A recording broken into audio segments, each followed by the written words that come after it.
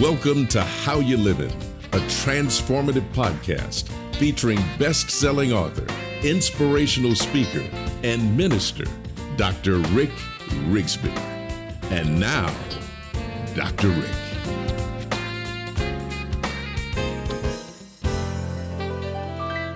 Hello, friends. Thanks so much for joining us today. I want to talk to you about the topic called compassion. Compassion literally means to suffer together. Compassion is defined among those who study emotions as the feeling that arises when you are confronted with another's suffering, and you feel motivated to relieve that suffering in some way. Compassion takes on many forms: being polite to an overworked store employee, listening to a desperate soul and offering relief, helping someone in need. I fly quite a bit, and I love showing kindness toward overworked flight attendants who have flown several legs that day and in need of a word of encouragement, a need of uplift. It is so easy to show compassion to people. I will never forget, following the death of my first wife back in 1996, the scores of people who showed compassion to me and to my boys, taking time to write a letter, dropping by the house and offering groceries and gifts for my children. I will forever be grateful for the acts of kindness, simple acts of kindness that made a significant impact on my life. Compassion is different from empathy. Compassion is active. The word literally means to suffer with. Empathy, on the other hand, like sympathy, is grounded in emotion or feeling. It's the ability to relate to another person's pain, but empathy does not have an active component. So, why is showing compassion so important? Well, according to PositivePsychology.com, compassion is as vital to life as the air we breathe. Its power inspires courageous deeds, all kinds of positive behaviors that have individual and societal benefits. Compassion, you might say, is a requisite for meaning existence. I even believe that compassion is the glue that keeps a culture together. It's certainly the glue that keeps a family together. A growing field of research validates the positive impact of compassion. Compassion promotes societal connection among adults and children. Compassion is related to increased happiness. Compassion is related to high levels of well-being. Compassionate love is associated with higher patient survival. Compassion expressed by physicians is related to decreased patient anxiety. Compassion promotes positive parenting. Compassion in the classroom is related to increased cooperation and learning. I taught at several universities for a couple of decades. The greatest advice I got for being a college professor came from my senior professor at the University of Oregon, who told me, be extremely competent, paralleled only by the compassion that you show for your students. I, like so many teachers, have discovered that if we teachers are genuinely concerned about our students to the point of action, that student will perform at a much higher level. As a matter of fact, I actually first experienced this in grade school. Back in elementary school, I talked a lot in class, which should come as no surprise, and I was constantly getting in trouble, constantly having to stay after school. Well, back in the 1960s, staying after school meant one thing. You had to go up to the chalkboard and you would write your offense on the chalkboard over and over and over. For me, it was, I will not talk in class. But I remember one particular day where a teacher showed compassion. She began our after-school session by saying, Ricky, it is obvious that you have a gift, and I'm going to teach you when it's appropriate to exercise that gift. And then this teacher did one of the most compassionate things that a teacher had ever done.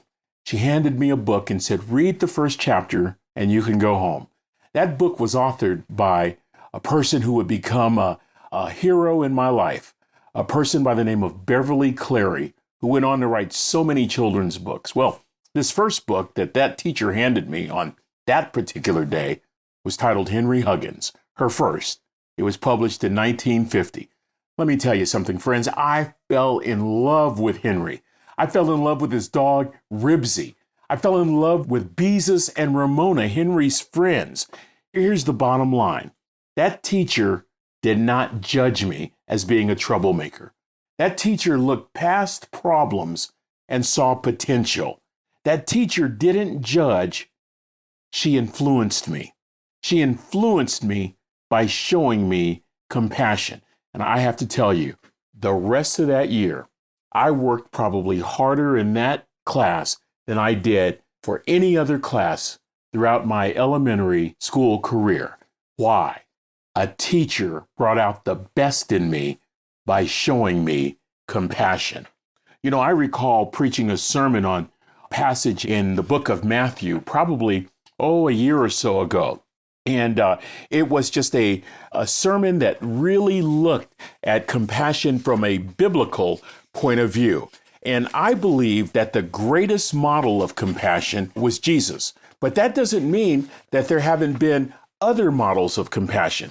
If we look all throughout the history of the United States, we will see examples of passion. In fact, if we look all throughout the world, we will see examples of passion. Can you imagine a world without Mother Teresa? Can you imagine a world without Martin Luther King Jr., or a world without Nelson Mandela, or even a world without children's television personality Fred Rogers? Seemed like regularly in Mr. Rogers' neighborhood, we always met people with diverse backgrounds, and it helped us to realize that different is not inferior, it's just different. And I believe that was probably what was underscoring my message when I preached this sermon about the compassion of Christ about a year ago. Here's the background. After preaching his famous Sermon on the Mount, Jesus traveled all throughout the hamlets and villages and towns, preaching the gospel and healing the sick and the diseased. At one point, as the crowds grew, Jesus stood at the pinnacle of a small hill in Galilee. Surveying the landscape, he saw thousands of togas representing the sick, the hurting. Matthew chapter 9 recorded the scene, and the apostle stated, seeing the multitudes, Jesus felt compassion for them. One commentary stated that Jesus' reaction to the hurting people caused his eyes to gush like fountains, caused his heart to nearly burst with sorrow. Jesus' emotions were so deep, he was affected internally. His organs, according to one commentator, his organs were agitated. The word that evangelists came up with to describe what Jesus felt is a long Latin word, ex intimis visceribus. Ex intimis visceribus. Now, fortunately, throughout the years, this Latin phrase was shortened to the word viscera. From viscera, we get the English word visceral. Jesus had a visceral reaction based on what he saw. When we have a visceral reaction, we're compelled to action. We're challenged to do something. This is what is meant by compassion. Now, we know the benefits of compassion. The fact that compassion enhances relationships, creates stronger bonds, motivates us to help others. So why not show compassion in all areas of life, like politics, like the workplace? I can hear some of you snickering right now saying, wait a minute, that's a bit risky. Well, let me share with you a story that just may challenge that paradigm. Recently, I read a fascinating article in the Wall Street Journal about a professor who dedicated her professional work to the study of compassion. Her name, Dr. Sigal Barsade. Dr. Barsade, a professor of management at the Wharton Business School at the University of Pennsylvania. She's described as a scientist, a scholar, a teacher, and a global expert in the area of human emotions. The article revealed how Dr. Barsade urged bosses in the workplace to think more deeply about emotions, including love swirling around the workplace. The professor argued that we should not suppress or ignore emotions at work, but catch those emotions from one another. She called this phenomenon emotional contagion, catching emotions, similar to like catching a virus. She stated that bosses cannot prevent emotional contagion, but rather they can encourage positive emotions while dealing with job-related problems.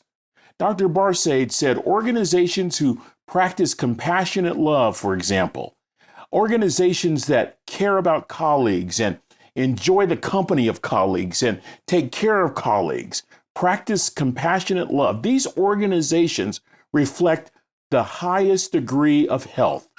The professor often cited Dallas-based Southwest Airlines as an example, arguing that little acts of kindness and support can add up to create a powerful emotional culture characterized by caring and compassion.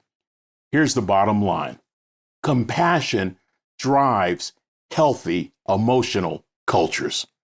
You see, I believe, friends, that it's not just cultures that compassion touches. It touches us individually in ways that compel us to want to do something. But when we look at healthy cultures, what we see is that a culture that includes compassion, you'll see the employees have increased performances. Their satisfaction levels are much higher. They're willing to engage in teamwork. So just imagine what that component of compassion is doing for us individually. I love the work of Dr. Barsaid, and I'm sad to report that this amazingly gifted, award-winning professor passed away from a brain tumor in February of 2022 at the age of 56. However, her legacy lives on through her husband, through her children, and through her groundbreaking research. One colleague noted that not only did Dr. Barsaid research the topic of healthy emotions, she was unusually compassionate and very attuned to the emotions of others. In other words, she lived the values she espoused. I found of particular note that Dr. Barsaid rebuked the thought that emotional intelligence is the softer side of business. Instead, Dr. Barsaid argued that emotional intelligence is a core part of being successful.